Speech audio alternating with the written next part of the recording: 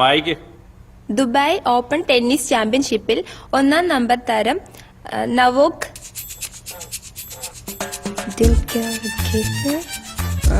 ഡോക്കോവിക്കിനെ Roger federal 1ാം number താരം ഡോക്കോവിക്കിനെ ചിരിക്കാതെ വായിക്ക്. 7ാമത് Dubai open tennis ചാമ്പ്യൻഷിപ്പിൽ 1ാം നമ്പർ താരം നവോക് ഡോക്കോവിക്കിനെ റോജർ ഫെഡറർ പരാജയപ്പെടുത്തി. വേണ്ട, അതെന്താ? ഞാൻ വായിച്ച തെറ്റിപ്പോവും. ഓഹോ.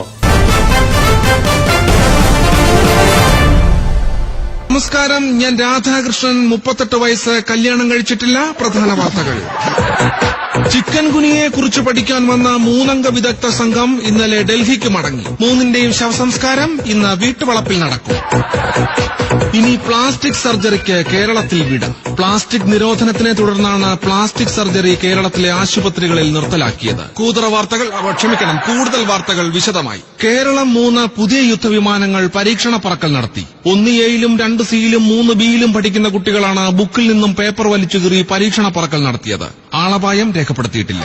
മണിമലയാറ്റിൽ 50 വയസ്സ് പ്രായം തോന്നിക്കുന്ന യുവാവിന്റെ 4 വർഷം പഴക്കമുള്ള പാളക്കരയൻ നിക്കർ കണ്ടെത്തി. ഉണങ്ങാനിട്ടപ്പോൾ വഴുതി വീണതായിരിക്കുമെന്ന് പോലീസ് സംശയിക്കുന്നു. വേമ്പനാട്ടുകായലിലെ വള്ളംകളി കായലിൽ വെള്ളം കുറവായതിനാൽ NHലെ ഖട്ടറിലേക്ക് മാറ്റി.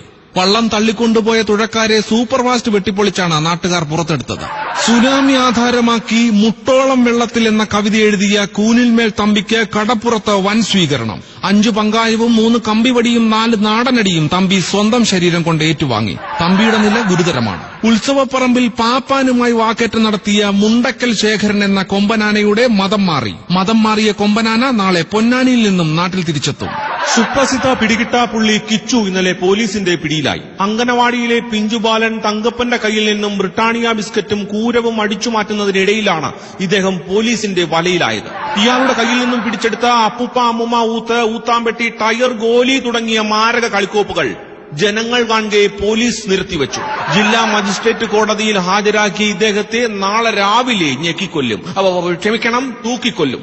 ഇനി ഒളിമ്പിക്സ് വാർത്തകൾ. ബീജിംഗിൽ നടന്ന ഓട്ട മത്സരത്തിൽ കേരളത്തിൽ നിന്നുള്ള ബിനു പീറ്റിക്ക് സ്വർണം ലഭിച്ചു. കിട്ടിയ സ്വർണം ഉടമസ്ഥന് തിരിച്ചുകൊടുത്ത് ബിനു സത്യസന്ധതയ്ക്ക് മാതൃകയായി. ട്രാക്കിൽ കിടന്നാണ് ജപ്പാൻകാരന്റെ 1 ഗ്രാം തങ്കത്തിൽ പൊതിഞ്ഞ അരഞ്ഞാണം ബിനുവിന് കിട്ടിയത്. അമ്പെയ്ത്ത് മത്സരത്തിൽ ഇന്ത്യക്ക് സ്വർണം നഷ്ടപ്പെട്ടു. റഫറിക്ക് കണ്ണും. ഒളിമ്പിക്സിൽ വെടിവെപ്പിൽ സ്വർണം നേടിയ ആ മഹത് വ്യക്തിയുടെ ഗുരുവെന്ന് സ്വയം അവകാശപ്പെടുന്ന മേജർ രാമദേവന് ഇന്ന് ജന്മനാട് സ്വീകരണം നൽകുകയാണ്. ഇപ്പോൾ കിട്ടിയ വാർത്ത: നഗരത്തിൽ ആളുകളെ വിഴുങ്ങുന്ന ഒരു ഭീകരജീവി പരിഭ്രാന്തി പരത്തുകയാണ്. ജനങ്ങൾ ജാഗരൂകരായിരിക്കണമെന്ന് ഗവൺമെന്റ് അഭ്യർത്ഥിച്ചു. ഭീകരജീവിയെക്കുറിച്ച് എന്തെങ്കിലും വിവരം കിട്ടിയാൽ അറിയിക്കേണ്ട നമ്പർ മലയാളത്തിൽ 007, ഹിന്ദിയിൽ 007, തമിഴിൽ 7. വാർത്തകൾ കഴിഞ്ഞു. നമസ്കാരം.